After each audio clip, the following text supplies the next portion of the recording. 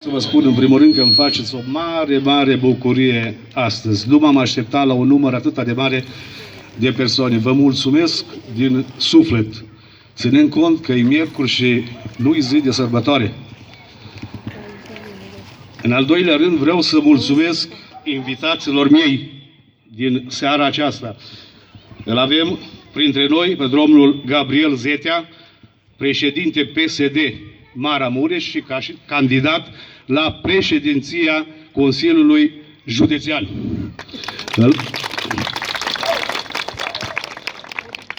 Îl avem ca oaspete pe domnul senator Liviu Pop,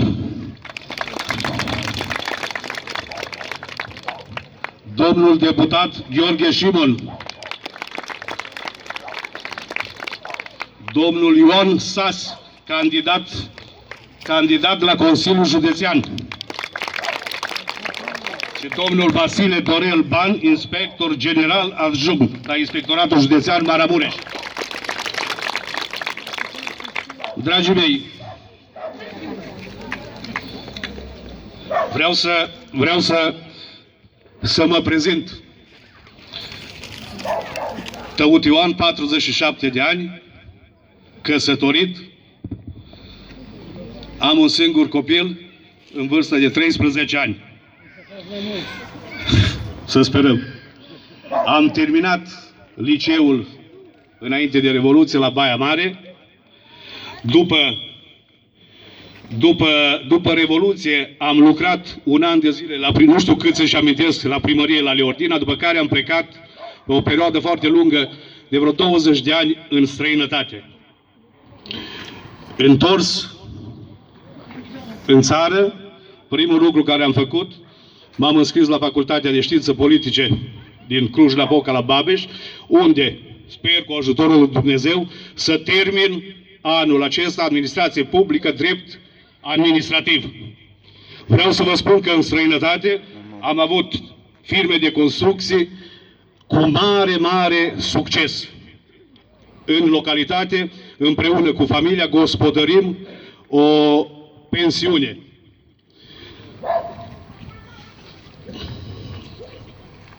Dragii mei, legat de campanie, pe mulți dintre voi v-am vizitat acasă. Alții urmează în următoarele 3 zile să vă vizităm acasă. Am distribuit pliante, ziare, articole. Încercăm să ne prezentăm cum se cuvine. Aș vrea să vă citesc un articol trimis de mine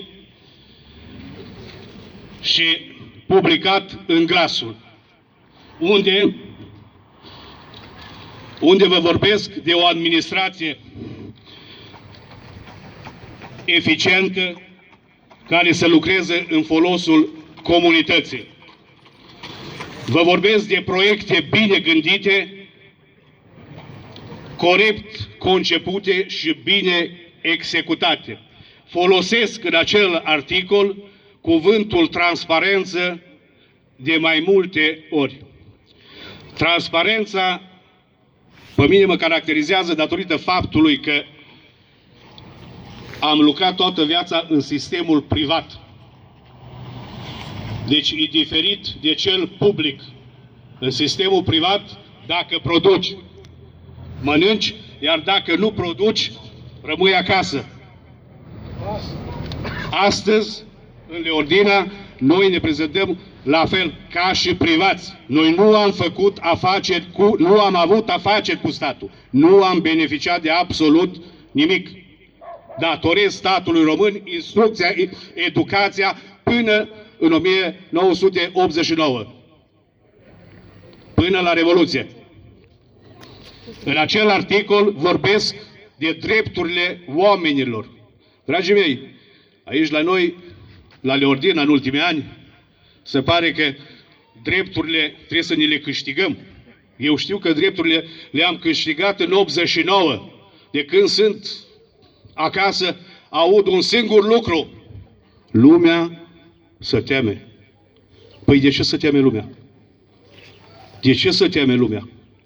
Dacă noi, la fiecare 4 ani de zile, ne prezentăm cum fac eu în fața dumneavoastră, să vă cer consensul, să vă cer votul, să vă cer ajutorul, să mă sprijiniți, să câștig, să pot să lucrez pentru voi. Și vouă după trebuie să vă fie frică de mine? De ce tace lumea? De ce tace lumea? Avem la noi o specie de regim. Eu am crezut că cel puțin în partea asta de est, partea est-europeană, s-a terminat cu regimurile. Domnul primar a reușit și reușește în continuare să instaureze o climă de teroare, de frică. Lumea nu vorbește. De ce nu vorbește lumea? Lumea știu că nu-i mulțumită.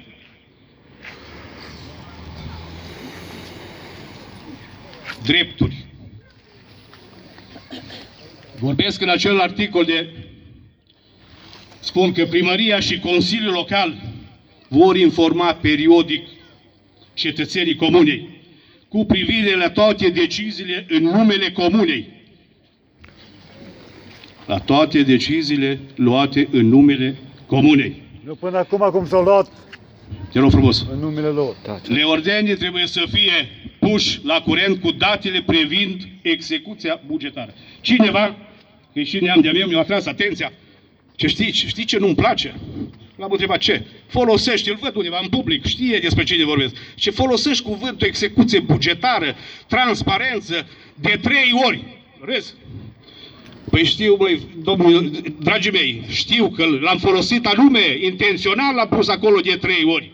Transparență de mai multe ori și execuție bugetară. Totul pleacă de la bani. Totul pleacă de la bani.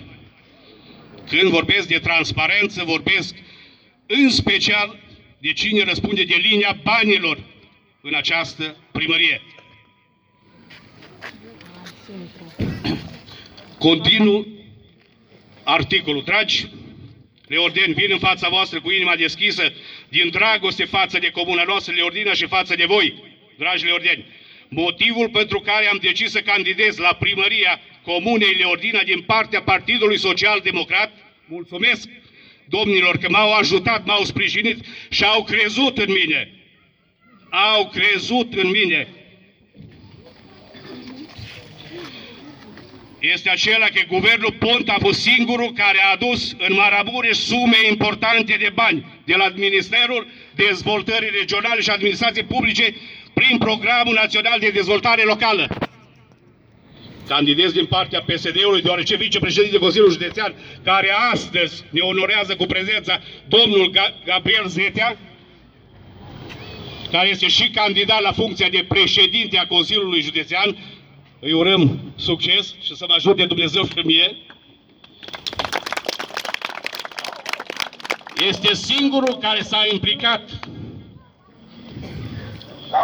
pentru fiecare comunitate maramureșană dintre toți cei care au reprezentat județul nostru în executivul Consiliului Județean.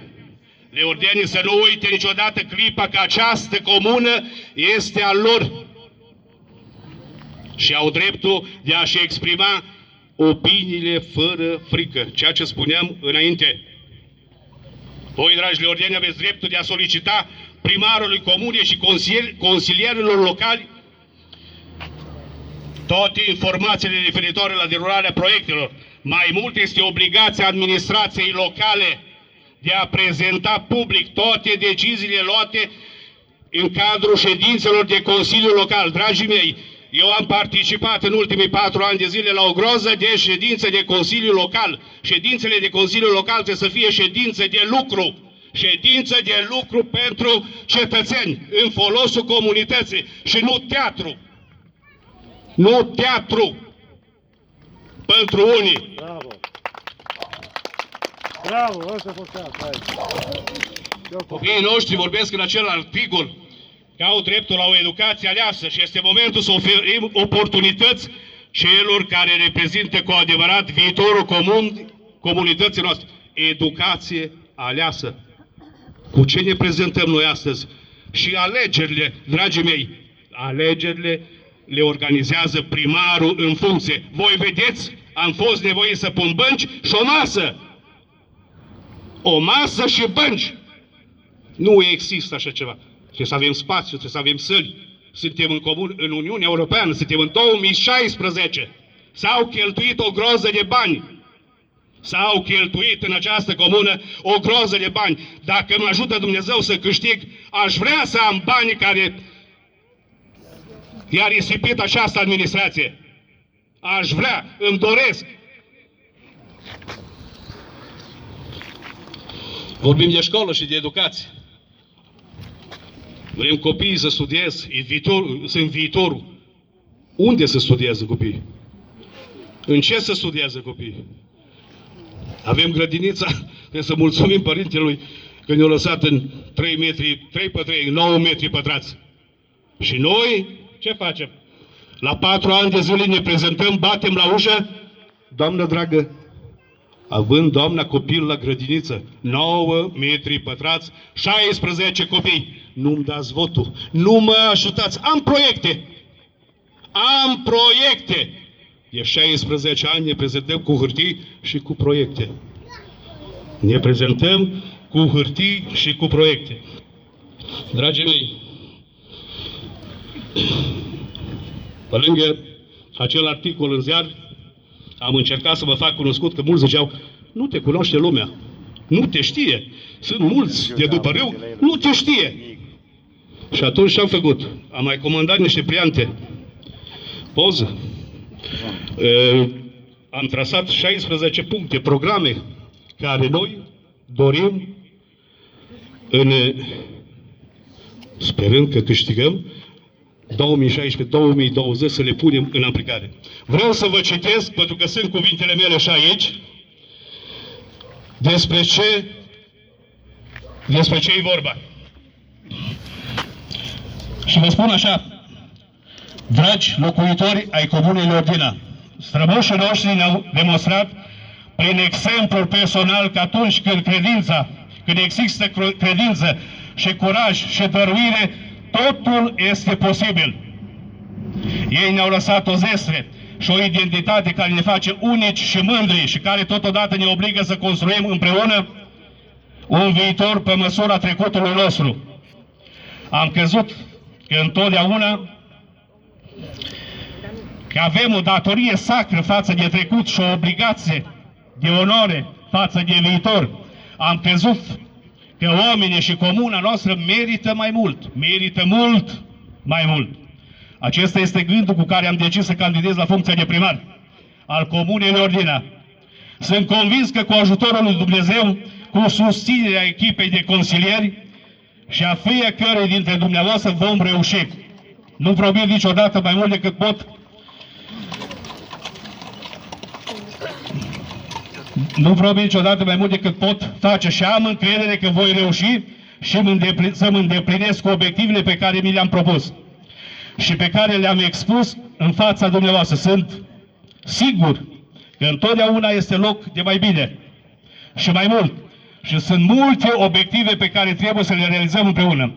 Vreau să vă pot demonstra că această comună minunată merită mai mult. Noi, locuitorii Comunei Leordina, merităm mai mult. Vreau să o dezvolt prin atragere de fonduri, prin toate domeniile, infrastructură socială, învățământ, sănătate, cultură și turism. Îmi doresc transparență în comunicare cu voi, cetățenii Leordini, pentru a afla fiecare ce face în administrație, în învățământ, în sănătate, în cultură și în turism. Îmi doresc transparență.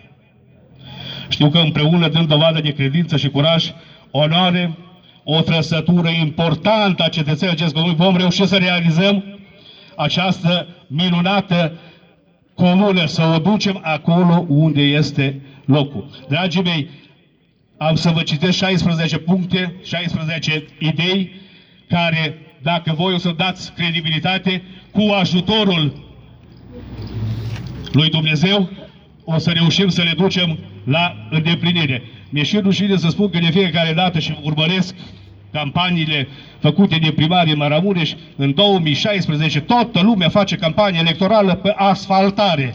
Asfaltăm străzi și betoane. Dragii mei, suntem obligați să asfaltăm, să balastrăm, să betonăm. dar nu e o soluție, nu e o soluție, nu e un sfârșit pentru Leordina. Noi avem nevoie să ne dezvoltăm, noi avem nevoie de locuri de muncă. Prima dată când l-am întâlnit pe domnul Zetea, era și domnul Șimon. Am dat un exemplu de primari care pentru mine sunt ca și model. Am dat exemplu primarului din Moisei și primarul din Fărcașa. Nu e un caz. Fratele meu e însurat la Fărcașa. Atunci am zis că poate cu ajutorul lui Dumnezeu și cu pe cine mai cunoaște și chiar cu politica să mă ajute, să aducem o secție, 2. La Fărcașa, primarul a reușit să aducă o investiție unde muncesc 1500 de oameni.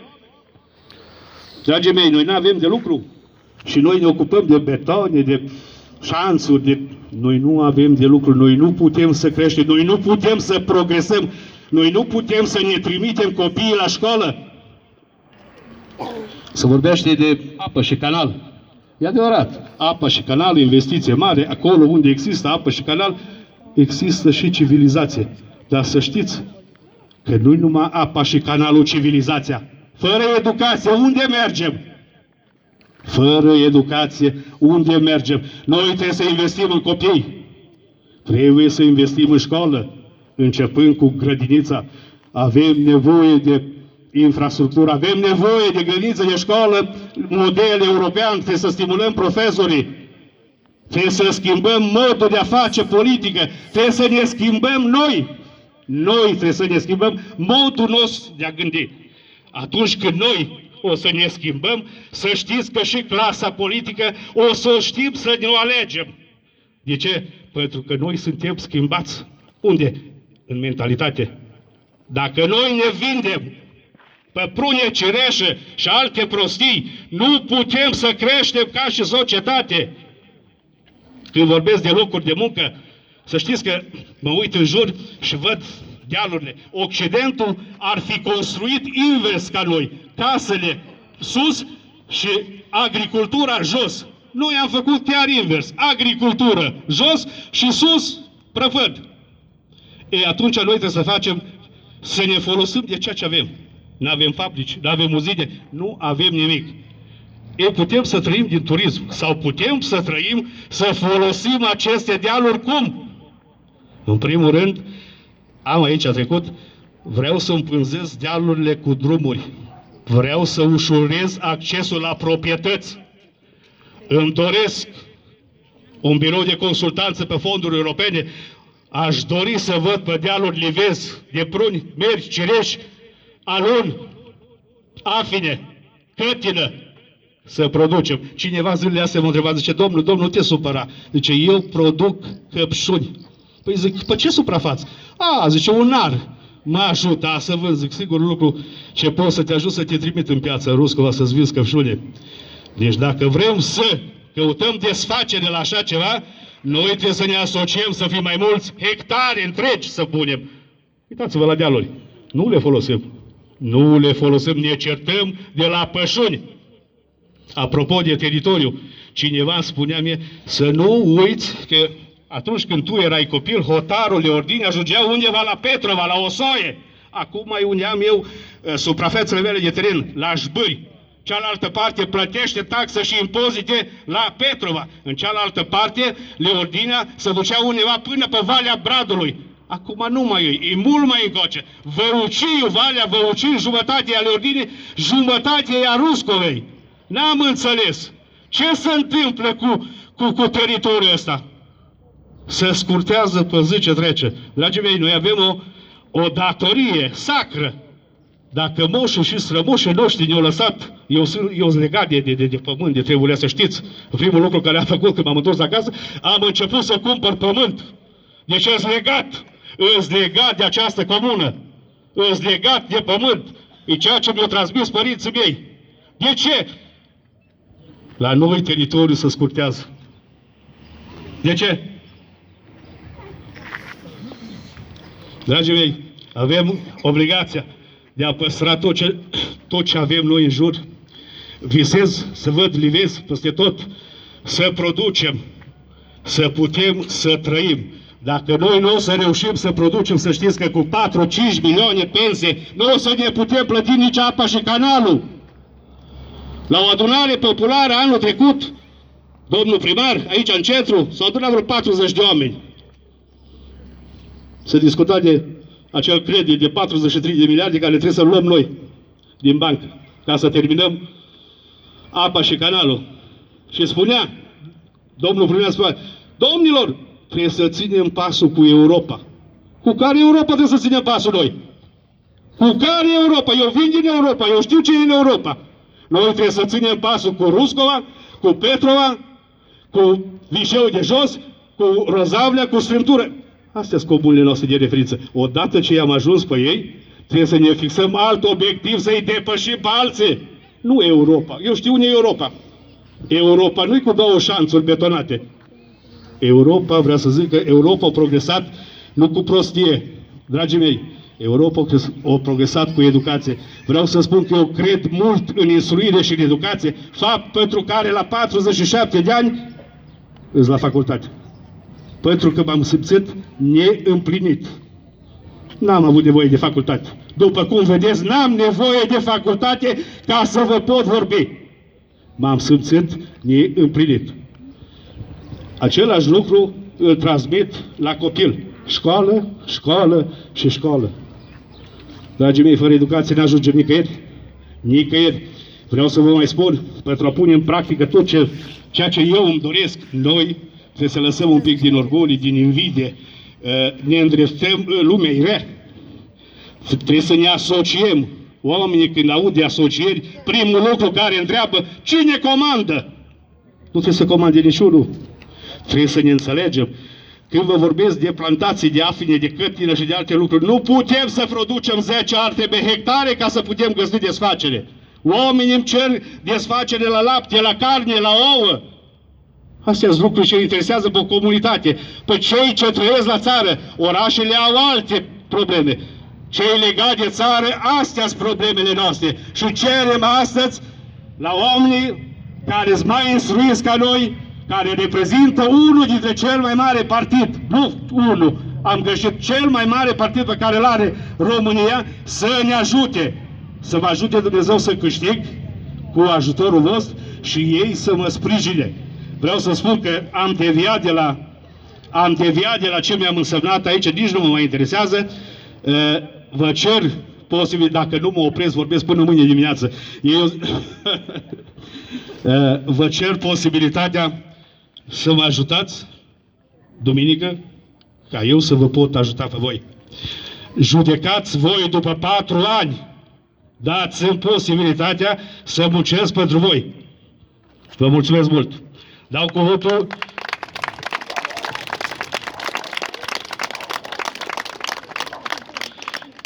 Nu un pic, am trecut peste ceva. Am uitat să-mi prezint echipa de consilier. Am făcut rău?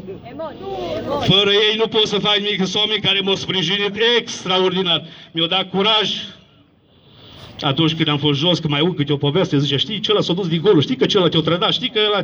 Și mă mai las așa pe genunchi. Deci primul pe listă stăut. Eu cineva mi-a zis, până la ce te-ai pus primul pe listă? Doamne ferește, dacă prind numai 100 de voturi, măcar să prind consilier local. O să se prezinte eu, o să-i citesc, o să se prezinte la urmă fiecare. Vă spun atât. Tăut Ioan, Vișovan Gheorghe, Ban Viorica, Șimon Ion, Șofronici, Cristian Urda Gheorghe, Leordean Ștefan, Ferenț Gheorghe, Leordean Ion, Mudaci Vasile, Nistor Ion, Gavriluț Ion, Roșca Ion, Chirian Gheorghe.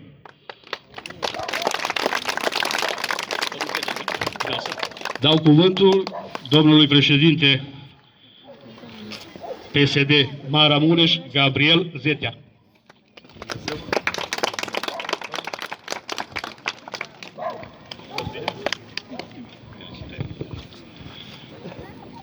Hristos a înviat. Am avut un mandat la Consiliul Județean Maramureș în ultimii 4 ani de zile ceva mai bun. un mandat cu mai multe realizări decât poate celelalte de acum mai mulți ani de zile, în care s-au finalizat anumite proiecte, în care am reușit să încheiem anumite lucruri care rămăseseră nerezolvate în județul Maramureș. Acum, e suficient? Nu. Vrem mai mult? Cu toții vrem mai mult. Am coordonat în județul Maramureș, prin poziția de vicepreședinte a Consiliului Județean pe care am avut-o, Programul Național de Dezvoltare Locală în județul Maramureș, un program înființat de către Guvernul Ponta, implementat de către actualul președinte al PSD, Liviu Dragnea, și care în județul Maramureș a adus pentru 120 de proiecte în aproape fiecare comunitate din județul Maramureș,